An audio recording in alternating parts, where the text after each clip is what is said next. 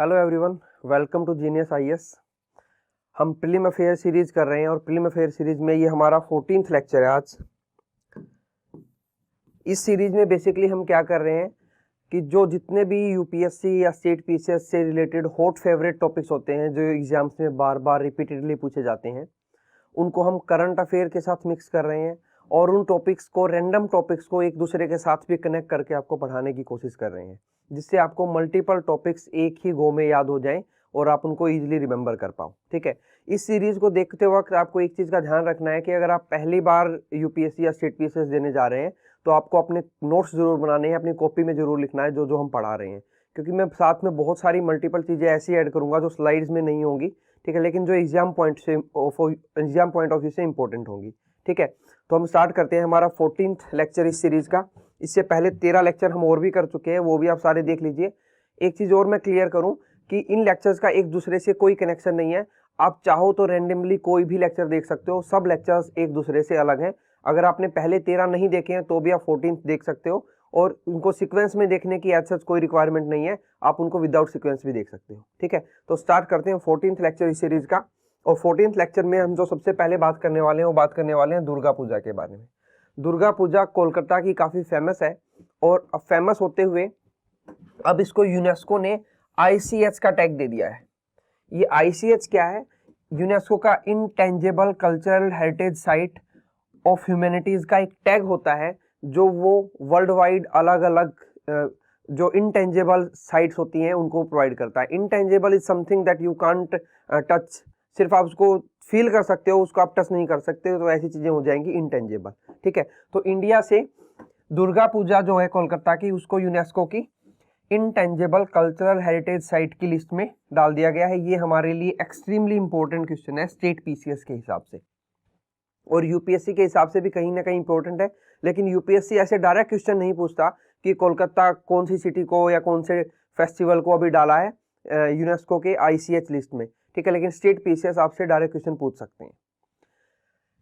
It is the first festival in Asia to achieve recognition as the UNESCO ICH of humanities. अब ये point UPSC के हिसाब से important है।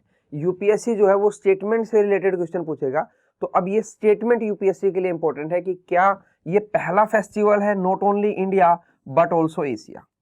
Asia का पहला ऐसा फेस्टिवल है जिसको यूनेस्को की ICH लिस्ट में डाला गया है। ठीक है, इससे पहले यूनेस्को ने अनाउंस किया था कि हड़प्पा सिटी जो थी धोलावीरा, जो कि इंडिया के गुजरात में है, इंडिया के गुजरात स्टेट में है धोलावीरा, और ये धोलावीरा एक एंशिएंट साइट है इंडस वैली सिविलाइजेशन की। इंडस वैली सिविलाइजेशन को हम एंशिएंट इंडिया में पढ़ते हैं, इंपॉर्टेंट है एग्जाम पॉइंट ऑफ व्यू से। इंडस वैली सिविलाइजेशन को इंडस वैली सिविलाइजेशन इसलिए बोलते हैं क्योंकि वो इंडस रिवर की वैली में स्थित थी, और वहां पे मिलने वाला पहला जो सिटी था वो था हड़प्पा, इसलिए उसको हड़प्पा सिविलाइजेशन भी बोल देते हैं। ठीक है, तो हड़प्पा ये हड़प्पा सिटी थी धोलावीरा, इसको क्या मिल गया है? वर्ल्ड हेरिटेज साइट का टैग मिल गया है। अब ये वर्ल्ड हेरिटेज साइट का भी एक अलग टैग है, और ये ICH जो है ये एक अलग टैग है। ये दोनों टैग जो है यूनेस्को प्रोवाइड करता है। तो आपको ये भी पता होना चाहिए कि intangible cultural heritage site of humanities का टैग कौन सी ऑर्गेनाइजेशन प्रोवाइड करती है? यूनेस्को। और वर्ल्ड हेरिटेज सिटीज का टैग कौन सी ऑर्गेनाइजेशन प्रोवाइड करती है? तो यूनेस्को प्रोवाइड करती है। तो वर्ल्ड हेरिटेज साइट में इंडिया की तरफ से धोलावीरा को इंक्लूड किया गया है रिसेंटली यूनेस्को के द्वारा, और ICH की लिस्ट में दुर्गा पूजा को इंक्लूड किया गया है। एग्जाम पॉइंट ऑफ व्यू से काफी इंपॉर्टेंट है पीसीएस के लिए स्पेशली ये सारे के सारे फैक्ट। ठीक है, then now India has 14 intangible cultural heritage site element on the prestigious UNESCO representative list of ICH of humanities. अब इंडिया के टोटल दुर्गा पूजा को मिला के 14 ऐसी साइट हैं जो ICH लिस्ट पे आती हैं। अब ये फैक्चुअल इंफॉर्मेशन यूपीएससी के लिए इंपॉर्टेंट है, स्टेट पीसीएस के लिए तो है ही है। तो यहाँ पे यूपीएससी के लिए दो चीजें इंपॉर्टेंट हैं, एक तो ये पहली बनी है एशिया में, और टोटल इंडिया की बन गई है 14th। ठीक है, और बाकी जो फैक्चुअल इंफॉर्मेशन है वो स्टेट पीसीएस के लिए तो सारी इंपॉर्टेंट है ही है। ठीक है, अब ये देख लेते हैं कि ये 14वीं बनी है, तो इससे पहले 13 कौन कौन सी और हैं जो ICH लिस्ट में है यूनेस्को की इंडिया की तरफ से। तो पहली है ट्रेडिशन ऑफ वैदिक चैंटिंग, 2008 में इंक्लूड किया गया था। अब आपके माइंड में क्वेश्चन ये आएगा, क्या ये सारी की सारी साइट हमें याद रखनी है? आप इनको 1-2 बार रिवाइज करो तो आपके माइंड में रह जाएगा, क्योंकि इस बात की पॉसिबिलिटी यूपीएससी में भी है और स्टेट पीसीएस में भी है कि आपसे पूछ सकते हैं विच one of the following is not in the ICS list of UNESCO. इनमें से कौन सी साइट आईसीएस लिस्ट में नहीं है या कौन सी है, और आपको उसके बेस पे ऑप्शन मिल जाएंगे। ठीक है, कंपटीशन बहुत ज्यादा है और डे बाय डे बढ़ता ही जा रहा है। ठीक है, तो इसलिए हम चीजों को छोड़ नहीं सकते, एटलीस्ट वो चीजें जो इंपॉर्टेंट हैं एग्जाम पॉइंट ऑफ व्यू से, क्योंकि यूपीएससी 1-2 बार इन इनटेंजिबल कल्चरल हेरिटेज साइट की से क्वेश्चन पूछ चुका है, तो ये बहुत ज्यादा इंपॉर्टेंट हो जाती है। ठीक है, तो ये हो गया ट्रेडिशन ऑफ वैदिक चैंटिंग। ईयर नहीं याद रहेगा तो कोई जरूरत नहीं है, सिर्फ ये याद रख लेना कि कौन कौन सी इंक्लूडेड है उस लिस्ट के अंदर। सेकंड है Ramlila, the traditional performance of Ramayana. Third है कुटियाट्टम। कुटियाट्टम के बारे में आप ये चीज ध्यान रख लेना, ये संस्कृत थिएटर है केरला का। तो बस इतना और ध्यान रख लेना कि ये कौन से स्टेट से बिलोंग करता है, तो ये केरला से बिलोंग करता है। और ये क्वेश्चन डायरेक्ट भी पूछा जा सकता है यूपीएससी में भी और स्टेट पीसीएस में भी। Then Ramman religious festival and ritual theatre of Garhwal Himalaya. ये घरवाल हिमालय का है और ये है उत्तराखंड का, इंडिया के उत्तराखंड स्टेट का फेस्टिवल है। ये भी आपको ध्यान होना चाहिए कि रमन जो है उत्तराखंड का फेस्टिवल है और कोटियाट्टम जो है वो केरला का है, और ये दोनों के दोनों आईसीएस लिस्ट में है यूनेस्को की। देन मोडिएटू एक ritual theatre and dance drama है केरला का, और ये है गोडेस काली एंड डीमन डारिका के बीच में। ये भी आपसे पूछा जा सकता है कि ये, क्योंकि साउथ के जितने भी फेस्टिवल्स वगैरह हैं या बुक वगैरह हैं उन पे यूपीएससी खास फोकस रखता है। ठीक है, उन वहां से यूपीएससी बार बार क्वेश्चन पूछता है, और यूपीएससी के ट्रेंड को स्टेट पीसीएस फॉलो करते हैं, तो इसलिए मैं थोड़ा सा एक्स्ट्रा डिटेल ऐड कर दिया है जहां पे रिक्वायरमेंट है, तो आपको एटलीस्ट उतना तो पता होना ही होना चाहिए। ठीक है, देन उसके बाद Kalbelia folk song and dance of Rajasthan. तो आपको ये पता होना चाहिए कि ये कालबेलिया जो है ये आईसीएच की लिस्ट में है, कौन से स्टेट से है, राजस्थान से है। ठीक है, ये वहां की एक स्नेक ट्राइब है, स्नेक ट्राइब है ये राजस्थान की। ठीक है, और ऐसे ही एक स्नेक ट्राइब आपको और भी ध्यान रखनी है, इरुलास। इरुलास जो है ये नीलगिरी हिल्स की एक स्नेक ट्राइब है जो केरला और तमिलनाडु में मिलती है। ठीक है, स्नैक वेमन जो सांप का जो जहर होता है, स्नैक वेमन, उसको ये लोग इकट्ठा करते हैं, तो उसके लिए बहुत ज्यादा फेमस है। यूपीएससी इस पे क्वेश्चन पूछ चुका है, इरुलास ट्राइब कहां से बिलोंग करती है। ठीक है, ये नीलगिरी हिल्स में है, साउथ में है, केरला और तमिलनाडु में। देन और ये चीज ध्यान रखना कि ये कोई आईसीएच में नहीं है, ये तो मैंने आपको एक्स्ट्रा इन्फॉर्मेशन बता दी है। कालबेलिया जो राजस्थान की है ये भी स्नैक ट्राइब है। ठीक है, इसीलिए इसी से रिलेटेड मैंने एक और स्नैप ट्राइब आपको बता दिया, इरुलास, जिसपे बार बार क्वेश्चन पूछा जाता है। देन उसके बाद चाऊ डांस जो है ये वेस्ट बंगाल, झारखंड, ओडिशा में परफॉर्म किया जाता है, और ये भी एक ट्रेडिशनल आईसीएच साइट है यूनेस्को के की लिस्ट में जो इंक्लूड है इंडिया की तरफ से। Then Buddhist chanting of Ladakh, recitation of sacred Buddhist text in trans Himalayan Ladakh region, Jammu and Kashmir in India. तो एक साइट ये है, और एक चीज और एक्स्ट्रा आप यहाँ पे याद रख लेना कि लद्दाख जो है वो लार्जेस्ट यूनियन टेरिटरी है इंडिया की। Then Sankirtana, a ritual singing, drumming and dancing of Manipur. तो ये भी इंपॉर्टेंट है, आपको ये ध्यान रखना है कि संस्कृताना कहाँ का है, डांस और ड्रमिंग रिचुअल जो आईसीएच में इंक्लूड है, तो it belong to Manipur. North eastern region जो इंडिया का है और जो साउदर्न रीजन इंडिया का है, वहां से मैक्सिमम क्वेश्चन पूछे जाते हैं। आर्ट एंड कल्चर की बात अगर हम कर लें, ये हम आर्ट एंड कल्चर पढ़ रहे हैं एक तरह से, जहां से यूपीएससी और स्टेट पीसीएस क्वेश्चन पूछता है। ठीक है, और क्वेश्चन ऐसे ही आते हैं, आपसे डायरेक्ट पूछ लेंगे कोटियाट्टम जो है वो संस्कृत थिएटर है, कौन से स्टेट का, तो वो केरला का है। क्वेश्चन आसान पूछे जाते हैं आर्ट एंड क्राफ्ट से। ठीक है, तो घबराने की रिक्वायरमेंट नहीं है, आर्ट एंड क्राफ्ट को भी हम पूरा का पूरा भी कवर करेंगे, लेकिन ये पोर्शन जो है आर्ट एंड क्राफ्ट के लिए बहुत ज्यादा इंपॉर्टेंट है, यहाँ से मैक्सिमम पॉसिबिलिटी बनी रहती है कि क्वेश्चन पूछे जा सकते हैं। Then traditional brass and copper craft of utensils making among the theatre of Jandiala Guru Punjab. ठीक है, ये भी पूछा जा सकता है कि ये traditional brass and copper craft के जो यूटेंसिल्स बनते हैं, बर्तन बनते हैं, ठीक है, वो यूनेस्को की आईसीएच में है, वो कौन से स्टेट से बिलोंग करते हैं। ठीक है, तो वो बिलोंग करते हैं पंजाब से।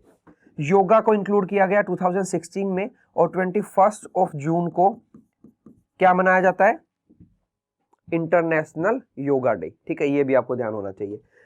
नवरूज, नवरूज 2016 में इंक्लूड किया गया। ईयर इंपॉर्टेंट नहीं है, मैं बोल रहा हूं तो भी, लेकिन मैंने पहले ही बता दिया था ईयर इंपॉर्टेंट नहीं है। लेकिन उन ट्रेडिशनल इनसाइट्स के बारे में या traditional intangible cultural heritage sites के बारे में जो भी कुछ मैं एक्स्ट्रा ऐड कर रहा हूं वो बहुत ज्यादा इंपॉर्टेंट है एग्जाम पॉइंट ऑफ व्यू से। ठीक है, नवरूज जो है पारसीज का फेस्टिवल है।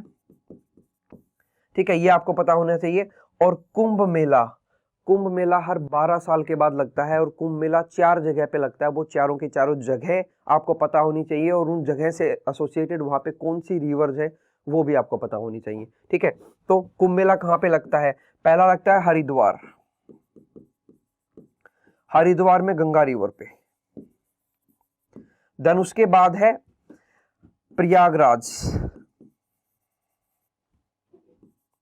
प्रयागराज पे संगम है गंगा, यमुना और सरस्वती का, तो वहां पे लगता है। देन उसके बाद उज्जैन, उज्जैन मध्य प्रदेश में है और उज्जैन पे शिप्रा रिवर है, वहां पे लगता है। ठीक है, और एक है नासिक, और नासिक में लगेगा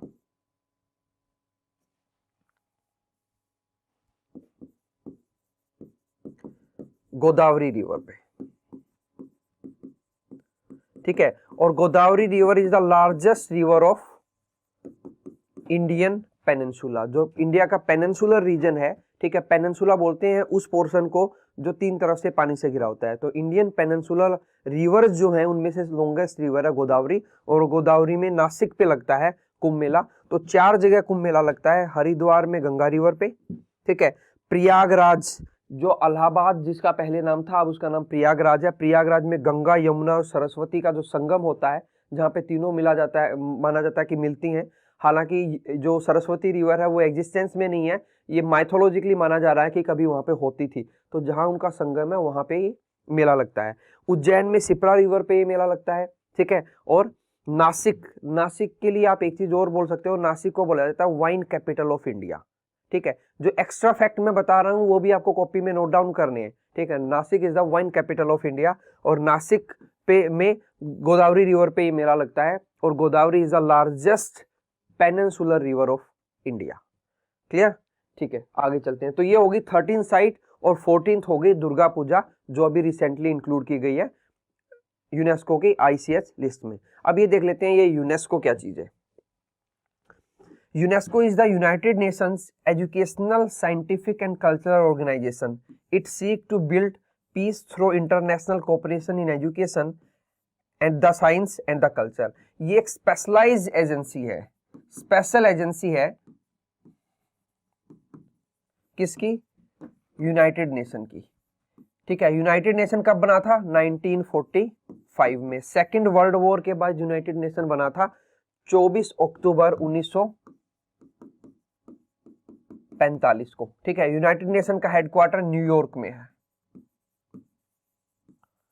ठीक है, ये सारे के सारे फैक्चुअल इंफॉर्मेशन है, मैं बार बार नहीं बोलूंगा। जो इन चीजें मैं ऐड कर रहा हूं आप मान के चलिए कि वो एग्जाम में या तो पूछी जा चुकी हैं, मोस्ट प्रोबेबली तो पूछी ही जा चुकी हैं, नहीं तो एग्जाम पॉइंट ऑफ व्यू से बहुत ज्यादा इंपॉर्टेंट है। तो एक एक चीज पे मैं हर बार नहीं बोलूंगा कि ये चीज आप नोट डाउन कर लो, ये इंपॉर्टेंट है। मैंने उसमें लिख दिया, दैट मीन्स आप ये मान लो कि वो चीज पूछी जा चुकी है और वो इंपॉर्टेंट है।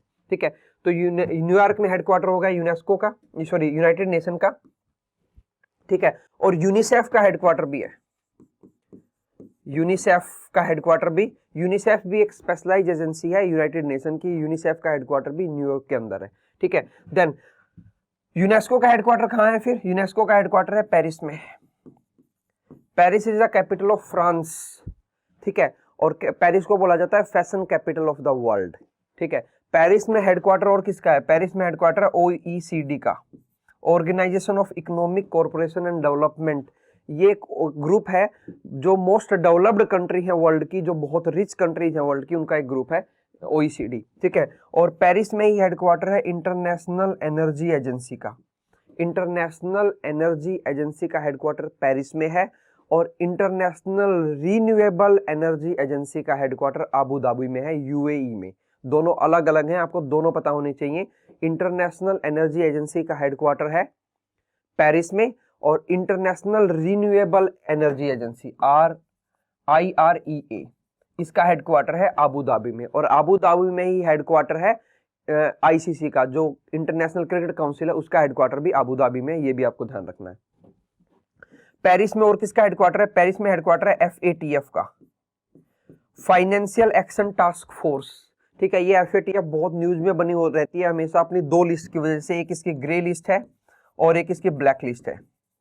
ठीक है, मेनली टेररिस्ट फाइनेंसिंग से रिलेटेड जो भी कंट्री, अगर कोई कंट्री टेररिज्म को फाइनेंस कर रही है, ठीक है, तो उसके रिलेटेड उस कंट्री के जो इंटरनेशनल ट्रांजैक्शन हैं, उस कंट्री के साथ जो रिलेशनशिप है दूसरी कंट्रीज को, उनको दूसरी कंट्री जो है ब्लॉक कर देती हैं। ठीक है, तो ये FATF ग्रे लिस्ट में डाल देती है ऐसी कंट्री को जो टेररिज्म को फाइनेंस कर रही है। ठीक है, पहले ग्रे लिस्ट में डालती है, चेतावनी देती है कि आप टेररिस्ट फाइनेंसिंग को बंद कर दीजिए, अगर वो फिर भी बंद नहीं करते हैं तो वो उसको ब्लैक लिस्ट में डाल देती है। और ये FATF अभी पिछले 2-3 साल से न्यूज में इसलिए है क्योंकि पाकिस्तान जो है वो ऑलरेडी ग्रे लिस्ट में डाला हुआ है और उसको ब्लैक लिस्ट में डालने की बात कर रहे हैं। ठीक है, अब FATF के जो मेंबर कंट्रीज हैं वो सभी यूनानिमसली वोट करते हैं कि किसी कंट्री को ग्रे लिस्ट में डाला जाए या ब्लैक लिस्ट में डाला जाए। अब पाकिस्तान के साथ दो ऐसी कंट्री खड़ी हैं UAE की, एक तुर्की और एक चाइना, जो उसको बार बार बचा लेती हैं कि वो ब्लैक लिस्ट में ना डाले। ठीक है, और अब रिसेंटली बात चल रही है UAE को, यूनाइटेड अरब अमीरात को, कि उसको ग्रे लिस्ट में डाला जाए। ठीक है, तो वो देखेंगे कि वो ग्रे लिस्ट में डल पाएगा या नहीं डल पाएगा। ग्रे लिस्ट में डलने से होता ये है कि उनकी जो इंटरनेशनल फाइनेंसिंग है वो रुक जाती है किसी भी कंट्री की, जो वो डील करते हैं इंटरनेशनल, जो थोड़ा बहुत बोरो करते हैं कहीं से, तो वो बोरोइंग सारी की सारी उस पर रिस्ट्रिक्शंस लग जाते हैं। ठीक है, FATF के बारे में हम एक प्रीलिम अफेयर्स में डिटेल में भी पढ़ चुके हैं। ठीक है, तो इन सब हेडक्वार्टर्स का, इन सभी ऑर्गेनाइजेशन का हेडक्वार्टर है पेरिस के अंदर। ठीक है, देन एक international council of monuments and sites, ICOMOS। ठीक है, international council on monuments and sites, इसका हेडक्वार्टर भी पेरिस में है। तो पेरिस के बारे में हमने काफ़ी चीज़ें जान ली हैं कि Paris fashion capital of the world है, फ्रांस की कैपिटल है, और इन सभी ऑर्गेनाइजेशन के हेडक्वार्टर जो है वो पेरिस के अंदर है। ठीक है, ये बाकी ऑर्गेनाइजेशन जो है वो UN से रिलेटेड नहीं है एज सच डायरेक्टली, लेकिन यूनेस्को जो है वो एक स्पेशलाइज्ड एजेंसी है यूनाइटेड नेशन की। ठीक है, ये आपको पता होना चाहिए। अब यूनेस्को की जो हमने दो लिस्ट के बारे में तो पढ़ा है कि एक तो वर्ल्ड हेरिटेज साइट के बारे में बताता है यूनेस्को, एक यूनेस्को जो है ICH intangible cultural heritage site की लिस्ट देता है। और क्या लिस्ट देता है यूनेस्को के बारे में थोड़ा सा और पढ़ लेते हैं, जो एग्जाम पॉइंट ऑफ व्यू से इंपॉर्टेंट है। यूनेस्को एक लिस्ट देता है मैन एंड बायोस्फीयर प्रोग्राम की। ठीक है, तो ये लिस्ट को हम कभी डिटेल में पढ़ेंगे फिर, लेकिन आपको पता होना चाहिए कि मैन एंड बायोस्फीयर प्रोग्राम की एक लिस्ट देता है यूनेस्को। ठीक है, देन एक world heritage site, world heritage program की लिस्ट देता है। ये सारे के सारे यूनेस्को के प्रोग्राम है। UNESCO global geo park network, UNESCO network of creative cities. अब ये UNESCO network of creative cities में इंडिया की जो सिटीज हैं वो एक है Jaipur. Jaipur was the first city to be included in the UNESCO network of creative cities from the India। ठीक है, क्राफ्ट एंड डांस के लिए इसको इंक्लूड किया गया था, क्राफ्ट एंड डांस के लिए जयपुर को। ठीक है, फिर वाराणसी को इंक्लूड किया गया। वाराणसी भी जो है वो UNESCO network of creative cities की लिस्ट के अंदर आती है। ठीक है, देन चेन्नई इस लिस्ट में आती है। ठीक है, वाराणसी को इंक्लूड किया गया था म्यूजिक के लिए, चेन्नई को इंक्लूड किया गया म्यूजिक के लिए, ये दोनों को म्यूजिक के लिए इंक्लूड किया गया था UNESCO network of creative cities में। देन उसके बाद हैदराबाद, हैदराबाद को गैस्ट्रोनॉमी के लिए इंक्लूड किया गया था कि वहां पे खाने की अच्छी अच्छी चीजें मिलती हैं, तो गैस्ट्रोनॉमी के लिए हैदराबाद को इंक्लूड किया गया था UNESCO network of creative cities में। देन एक सिटी आती है Mumbai, and Mumbai as we all know, Mumbai को फिल्म के लिए इंक्लूड किया गया था कि फिल्म प्रोडक्शन होता है वहां पे, उसके लिए उसको UNESCO network of creative cities में इंक्लूड किया गया। और अभी रिसेंटली 2020 में इंक्लूड किया गया है श्रीनगर को, श्रीनगर को, और श्रीनगर को आर्ट एंड क्राफ्ट के लिए इंक्लूड किया गया है, आर्ट एंड क्राफ्ट के लिए। This is the recent city from India to be included in the UNESCO network of creative cities. ठीक है, ये आपको ध्यान होना, ये पता होना चाहिए कि इंडिया से कौन कौन सी सिटीज है, मैंने सारी की सारी बता दी, किस किस चीज के लिए उनको इंक्लूड किया गया है। मैचिंग में क्वेश्चन बन सकता है कि जयपुर को किस लिए इंक्लूड किया गया, ठीक है, वाराणसी को किस लिए इंक्लूड किया गया, चेन्नई को किस लिए इंक्लूड किया गया, तो वो मैचिंग में क्वेश्चन बन सकता है। और ये भी पूछा जा सकता है which one of the following cities are in the UNESCO cities of UNESCO network of creative cities. ठीक है, तो इंडिया की तरफ से ये 1 2 3 4 5 और 6 टोटल 6 सिटी हैं इस लिस्ट के अंदर।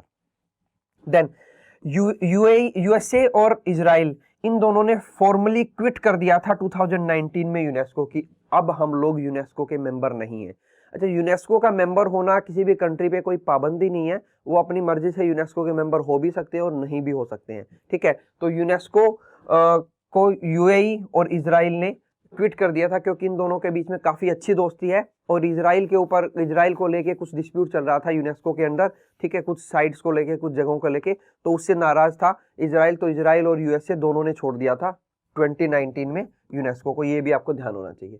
अब यूनेस्को का एक और प्रोग्राम है आईओसी, इंटर गवर्नमेंटल ओशियनोग्राफिक कमीशन, ये यूनेस्को का ही कमीशन है। तो पहले तो आपको ये कमीशन के बारे में पता होना चाहिए कि ये आईओसी है क्या, फिर आपको ये पता होना चाहिए आईओसी किससे रिलेटेड है। तो आईओसी रिलेटेड है यूनेस्को से, ये तो हमें पता लग गया। ठीक है, और है क्या ये, इंटर गवर्नमेंटल, मतलब आपस में मल्टीपल कंट्रीज की गवर्नमेंट मिलके इसको बनाया है। ओशियनोग्राफिक कमीशन है ये, is leading a global effort to establish ocean based tsunami warning system. मतलब ये क्या करेगा, सुनामी वार्निंग सिस्टम बनाएगा। सुनामी इंडिया में आई थी बहुत भयंकर वाली 2004 में, और सुनामी जो है एक जापानी वर्ड है, ये भी आपको पता होना चाहिए। अब ये जितनी एक्स्ट्रा इन्फॉर्मेशन मैं ऐड कर रहा हूँ ये सारी इंपॉर्टेंट है एग्जाम पॉइंट ऑफ व्यू से। ठीक है, as a part of an overall multi hazard disaster reduction strategy, तो ये एक डिजास्टर रिडक्शन स्ट्रेटजी बनाने के लिए मल्टीपल गवर्नमेंट का मिलके इनिशिएटिव है। ठीक है, और इस इनिशिएटिव को यूनेस्को ने लॉन्च किया है। अभी ये न्यूज में इसलिए था कि इंडिया में उड़ीसा की 2 कम्युनिटीज ऐसी हैं, एक है वेंकट रायपुर और दूसरा है नोलिया शाही। इन 2 कम्युनिटीज को सुनामी रेडी कम्युनिटी का टैग मिला है। तो कम्युनिटी की जहां पे बात आ जाती है ना, ट्राइब्स की और कम्युनिटीज की जहां पे बात आ जाती है, तो वो क्वेश्चन यूपीएससी के लिए बहुत ज्यादा इंपॉर्टेंट हो जाते हैं। और जो क्वेश्चन यूपीएससी के लिए इंपॉर्टेंट है वो स्टेट पीसेस फिर अपने आप पूछ लेते हैं। ठीक है, बिकॉज कहीं ना कहीं हर एक स्टेट पीसेस जो है वो यूपीएससी को फॉलो करता है।